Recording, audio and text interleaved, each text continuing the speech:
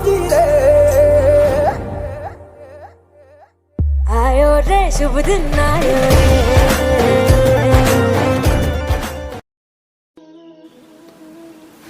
ओम शांति, शांति की शक्ति। इस चैनल में आप सभी का स्वागत है। आप सभी को कृष्ण जन्मोत्सव की अनंत शुभकामनाएं। भारत भूमि देवभूमि, ऋषि मुनियों की भूमि, तपोभूमि है। यहाँ पर जो संस्कृति है ये दैवी संस्कृति है। तो भारत के बारे में कहा जाता है कि जिसके बारे में गायन है कि जहाँ डाल डाल पर सोने की चिड़िया करती थी बसेरा, वो भारत देश है मेरा। जहाँ ऋषि मुनि जपते हरि नाम की माला, जहाँ हरिक बालक मोहन है और राधा हरिक बाला, वे ऐसी भारत भूमि स्वर्ण भूमि थी कि जहाँ पर हर एक बालक ये मोहन के तरह और हर एक बाला ये राधा की तरह थी। आज भी आप देखिए कि हर माँ अपने बच्चे के अंदर श्री कृष्ण का ही रूप देखना चाहती हैं। इसीलिए जन्माष्टमी के दिन जब कहीं पर भी मंदिरों में छोटे बच्चों को लेकर जाते हैं तो श्री कृष्ण के रूप में सजा कर लेकर जाते हैं। स्कूलों के अंदर भी बच्चे श्री कृष्ण का रूप धारण करके और बच्चियां राधा का रूप धारण करके जाती हैं। माताएं बहनें उसको अपने बालक के रूप में देखती है तो मंदिरों में लड्डू गोपाल के रूप में उसे झूला झुलाते हैं। तो श्री कृष्ण का मतलब ही है कि जो सभी को आकर्षित करने वाला है। श्री कृष्ण जी के बारे में कहा गया है कि 16 कला संपूर्ण, संपूर्ण निर्विकारी, मर्यादा पुरुषोत्तम, अहिंसा परमो धर्म। इस संसार में सर्वोत्कृष्ट परमात्मा की रचना, प्रथम पुरुष, वे सतयुग के प्रथम दैवी महाराज कुमार। तो श्री कृष्ण का जो जीवन है ये जीवन ही अपने आप में आर्ट ऑफ लवफुल लिविंग है। आप देखिए कि भाद्रपद की अष्टमी को रोहिणी नक्षत्र में श्री कृष्ण जी का जन्मदिन मनाया जाता है। इस दिन मंदिरों के अंदर अनेक प्रकार की झांकियाँ सजाई जाती हैं। आप देखिए कि उन्हें प्यार से झूला झुलाते हैं। सखा के रूप में श्री कृष्ण एक आदर्श मित्र के रूप में है। तो आप देखो कि युवा लोग जो है सखा के रूप में दही हांडी का कार्यक्रम करते हैं और उस दही हांडी के अंदर सभी के अंदर एक दो के अंदर सहयोग की भावना, भाई जो दही हांडी है उसको फोड़ना है। तो लक्ष्य प्राप्ति के लिए अपने जीवन में जब सहयोग की भावना होगी तो सहयोग की शक्ति का महत्व दही हांडी के रूप में दिखाया जाता है। तो श्री कृष्ण जी जो है ये इनका जन्म जो है और जन्मदिन से इनका पूरा जीवन ही ये प्रेरणा का जीवन है।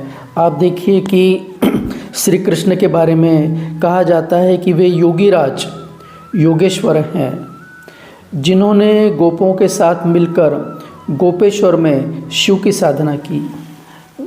गायन है राधे तू बड़ भागिनी, कौन तपस्या कीनी। वे जो तुझे 3 लोक का नाथ मिला। तो राधा को उनकी सखियाँ पूछती है कि तुमने ऐसी कौन सी तपस्या की जो तुमको 3 लोक का स्वामी मिला।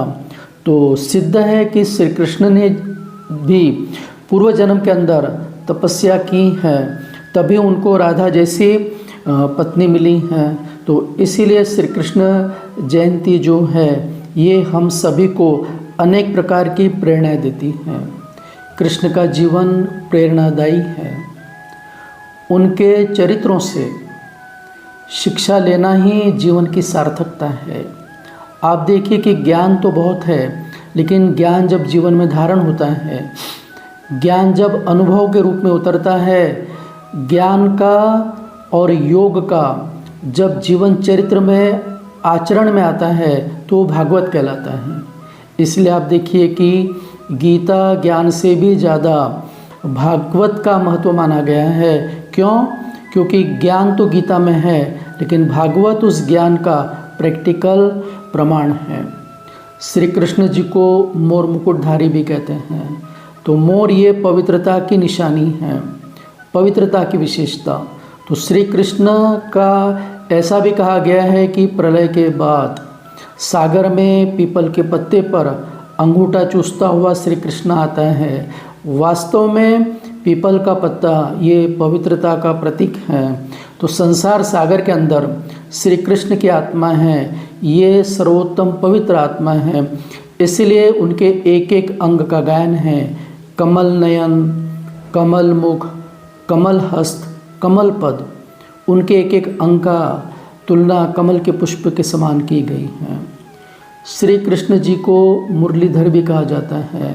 मुरली अर्थात वो ज्ञान की मुरली है, वो मुरली जो अंदर से हल्का करती है, वो मुरली जो जीवन में उमंग उत्साह लाती हैं। श्री कृष्ण की जब मुरली बजती थी तो गोपिकाएं दौड़ी दौड़ी आती थी और श्री कृष्ण के साथ अति इंद्रिय सुख का अनुभव पाती थी। श्री कृष्ण जी को मोहन भी कहते हैं। मोहन अर्थात जो मोह का नाश करने वाला है। आप देखिए कि गोपिकाएं जो थी वो श्री कृष्ण के आत्मिक प्रेम में थी, वहाँ इंद्रियों का कोई आकर्षण नहीं था। आज भी हम संसार में देखते हैं कि एक पुरुष अगर 2 विवाह कर लेता है तो वो गलत माना जाता है, लेकिन श्री कृष्ण के बारे में गायन है कि उनकी 16,108 रानियाँ थी। तो ये तो सोचने की बात है कि 16,108 रानियाँ कोई कैसे कर सकता है। तो रानी का मतलब ही ये है कि जो जिनकी आपके प्रति अटूट भावना है, जो आपके आत्मिक स्नेह में है, शुद्ध स्नेह में है। तो आप देखिए कि मुरली के बाद जब गोपिकाएं रास खेलती थी तो हर गोपिका को ये महसूस होता था कि मेरे साथ मोहन श्री कृष्ण रास खेल रहे हैं। हर गोपिका के साथ में श्री कृष्ण कैसे हो सकते हैं? तो ये स्मृति की शक्ति है, ये अनुभव की शक्ति है, ये प्रेम की शक्ति है कि जिसने अनुभव किया कि परमात्मा मेरे साथ में है तो संकल्प की सिद्धि है। लेकिन जैसे ही उस गोपिका को ये अभिमान आ जाता था कि भी मेरे पास ही श्री कृष्ण हैं, दूसरे के पास नहीं, तो श्री कृष्ण वहाँ से गुम हो जाते थे। तो श्री कृष्ण ने प्रेम और मोह का सूक्ष्म अंतर बताया है कि प्रेम फूल है, मोह शूल है। तो मोह का नाश करने वाले वो मोहन कहलाए।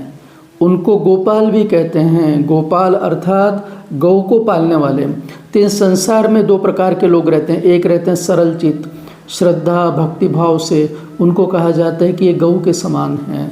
तो जो गौ के समान आत्माएं हैं उनकी पालना परमात्मा करते हैं। और एक रहते हैं अगौ अर्थात जिनको अपने बुद्धि का अभिमान होता है। तो जो गौ है उनकी पालना करने वाले वो गोपाल है। कृष्ण के बारे में कहा जाता है विप्रधेनु सुर संतुहित लीनो मनुज अवतार। भाई परमात्मा की ये सर्वोत्कृष्ट साकार रचना, हर कोई को श्री कृष्ण के अंदर अपनापन महसूस होता था। उनका जीवन अन्याय अत्याचार पर न्याय की विजय है। वे गुप्त योगी थे।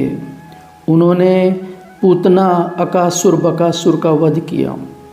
वे बेफिक्र बादशाह थे और दूसरों को भी बेफिक्र बनाने का वो हमेशा प्रयास करते रहते थे। यशोदा मैया चिंतित रहती थी कि कंस उन्हें ख़त्म करने के लिए पूतना को भेजता है, अकासुर बकासुर को भेजता है।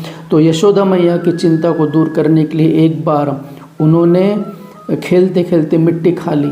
तो उनके जो बड़े भाई हैं बलराम, उन्होंने माता को शिकायत की कि देखो श्री कृष्ण ने मिट्टी खाई है।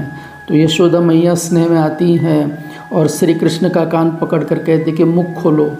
जब श्री कृष्ण मुख खोलते हैं तो श्री कृष्ण के मुख के अंदर उसको पूरे ब्रह्मांड का दर्शन हो जाता है।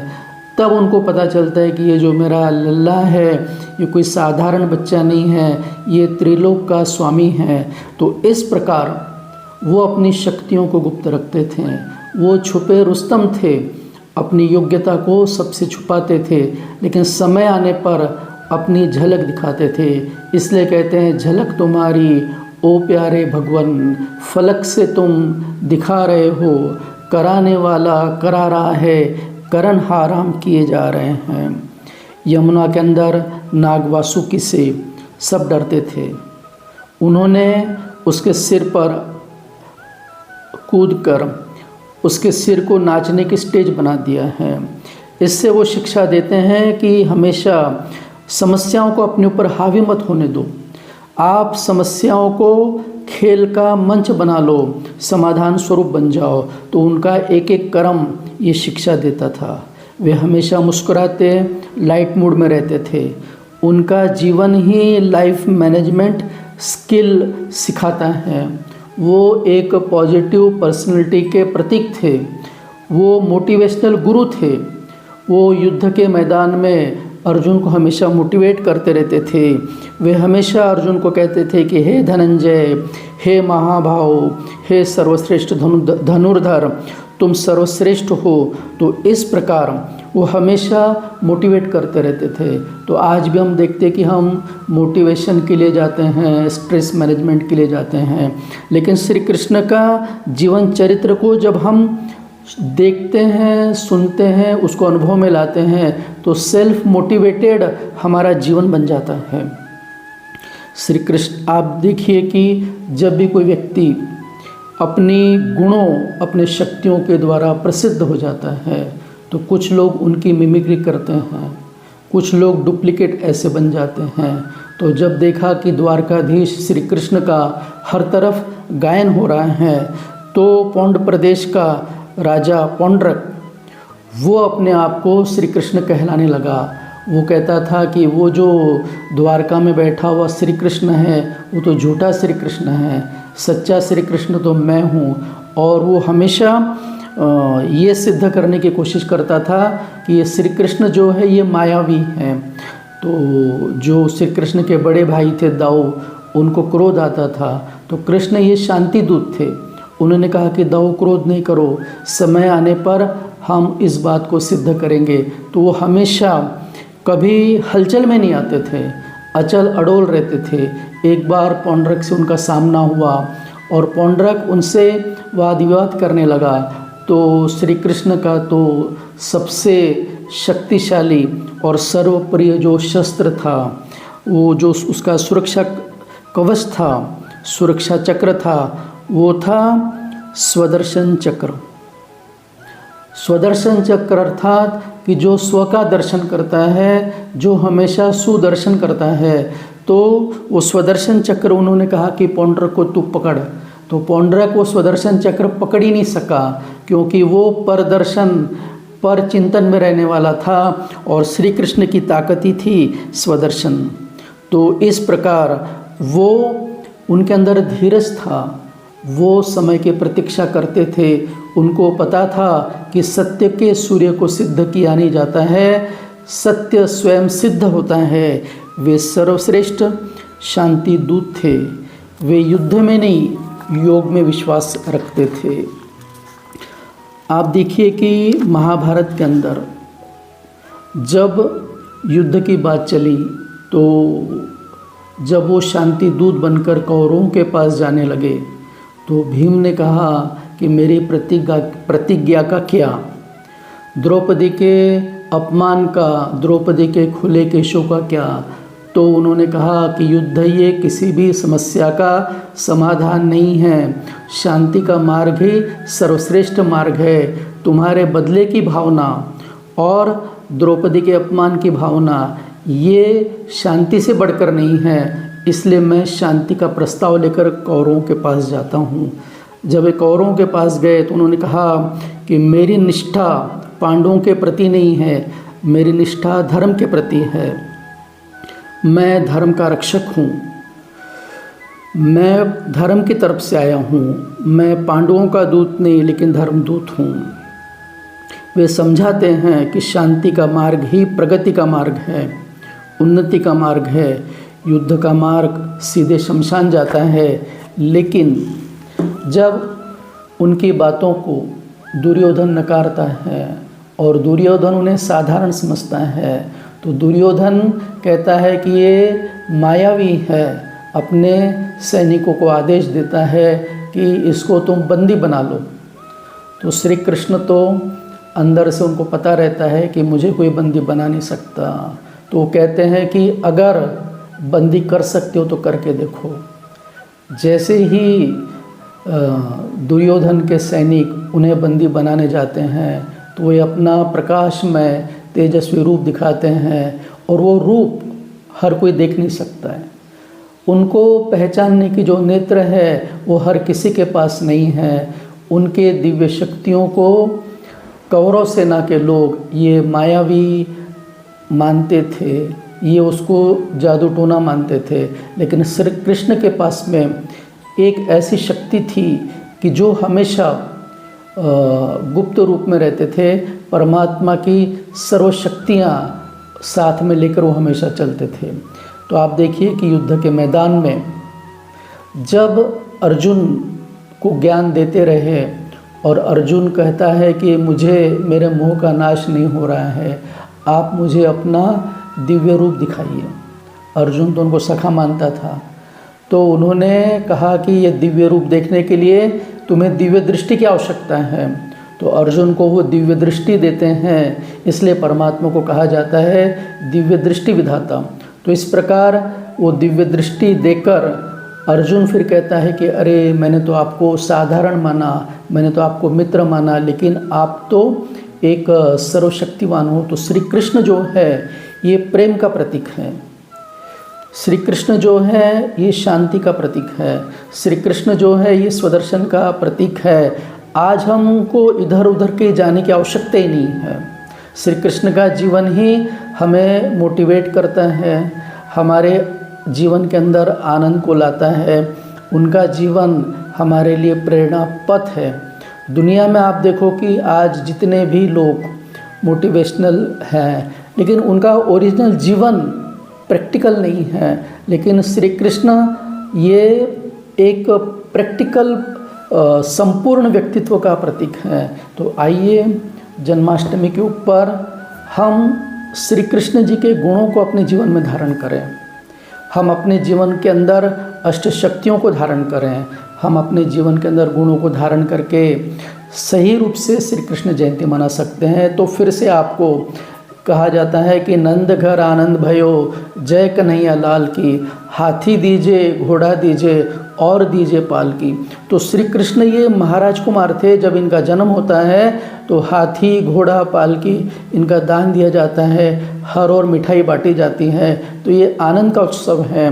तो फिर से परमपिता परमात्मा में कहते हैं कि बहुत जल्दी भारत भूमि के ऊपर श्री कृष्ण का जन्म होने वाला है, क्योंकि आज हर और कंस, दुशासन, दुर्योधन जैसे अपवित्र आसुरी प्रवृत्ति के लोग फैल गए हैं और भारत फिर भरपूर बनेगा।